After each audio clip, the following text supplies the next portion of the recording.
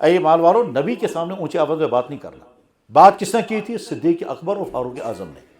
بے ادبی انہوں نے حضور کی نہیں کی، آپس میں اونچی آواز میں بات کی، اللہ نے اس کو بھی برداشت نہیں کیا۔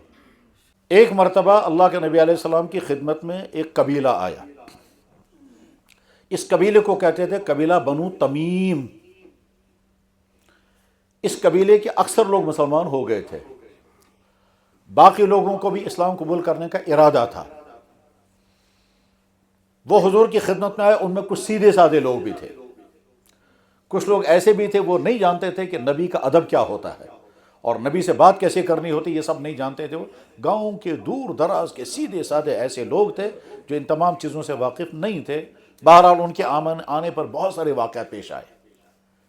ان بہت سارے واقعات میں سے ایک واقعہ یہ بھی پیش آیا کہ جب یہ قبیلہ سارے کے سارے وہ مسلمان ہو گئے، ان کا واپس نکلنا تھا، تو جناب رسول اللہ صلی اللہ علیہ وسلم نے سوچا کہ اس پورے قبیلے سے کسی ایک انسان کو سردار بنا دیں گے، یعنی زف بناون اکا، اس پورے قبیلے کا نظام ٹھیک طرح سے چلے، ان کا ایک سربراہ مقرر کریں گے۔ ہم کہہ سکتے ہیں اگر وہ چھوٹا سا قبیلہ ہوگا تو سرپنچ بنائیں گے، بڑا والا قبیلہ ہوگا تو کسی کو نواب بنائیں گے یا گورنر بنائیں گے یا سربراہ بنائیں گے، تو کسی ایک انسان کو سربراہ بنانا ہے۔ لیکن کس کو سربراہ بنایا جائے؟ وہ جتنے لوگ آئے تھے ان میں سے کسی ایک کو بنانا ہے۔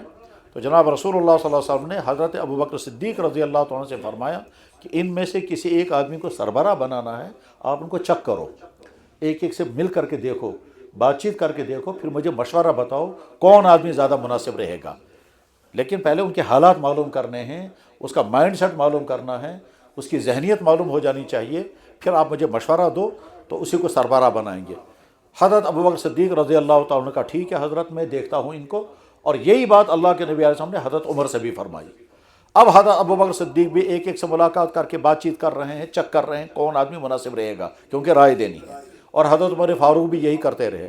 بہرحال آخر میں حضرت ابوبکر صدیق آئے، انہوں نے کہا یا رسول اللہ صلی اللہ علیہ وسلم، جتنے لوگ وہاں ان میں تھے میں نے ایک ایک آدمی کو دیکھ لیا، زیادہ مناسب یہ ہے کہ فلاں انسان کو آپ اس قبیلے کا سربراہ بنا دیجئے۔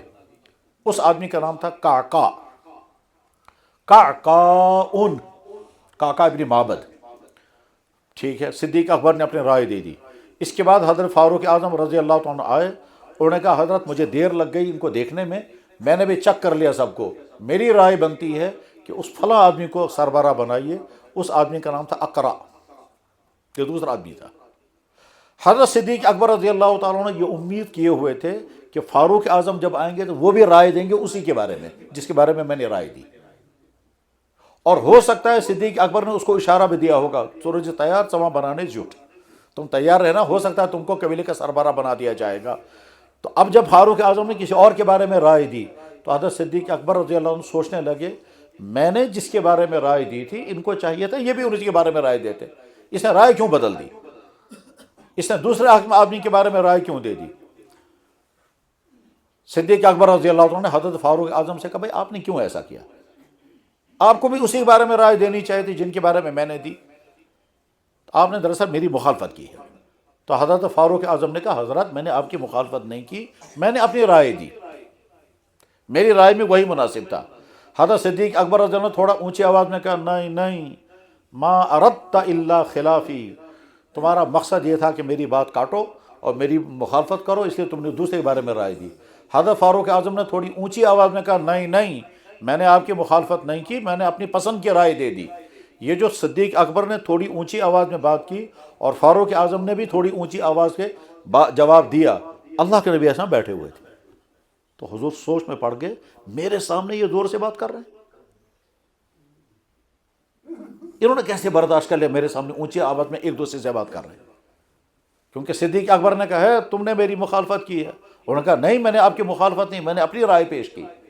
بھئی یہ جو اونچی آواز میں دونوں نے بات کی تو حضور کو تعجب ہو گیا، میری موجودگی میں یہ بات کر رہے ہیں اور اتنے زور سے کر رہے ہیں، لیکن آپ نے کچھ نہیں فرمایا۔ اس کے بعد آپ نے سوچا کہ میں خود ہی اب فیصلہ کروں گا، اس کو بنائیں گے سربراہ یا اس کو بنائیں گے یا کسی اور کو بنائیں گے، ان کو کہا آپ لوگ جائیں۔ چنانچہ یہ لوگ نکل گئے۔ اس کے بعد قرآن کی آیت نازل ہو گئی، اس میں اللہ تعالیٰ فرما رہے ہیں اے ایمان والو نبی کے سامنے اونچی آواز میں بات نہیں کرنا، اگر تم نے نبی کے سامنے اونچی آواز میں بات کی تمہارے اعمال ہم ختم کر دیں گے۔ اللہ اکبر۔